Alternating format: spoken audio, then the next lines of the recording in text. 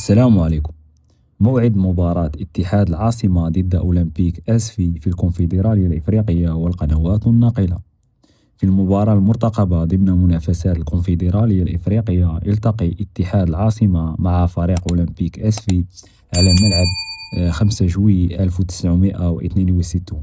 المباراة التي تعد من أبرز اللقاءات التي ينتظرها عشاق كرة القدم في إفريقيا، حيث يسعى كل فريق لتحقيق الفوز من أجل تعزيز موقعه في جدول الترتيب البطولة. وتقام مباراة أولمبيك أسفي ضد اتحاد العاصمة في إطار منافسات الكونفدرالية الإفريقية بتاريخ 14 فبراير في تمام الساعة 8 مساء بتوقيت المغرب وتونس والجزائر، في إطار الجولة السادسة، حيث يسعى كل من فريق اتحاد العاصمة وفريق أولمبيك أسفي إلى الفوز بهذه المباراة المهمة.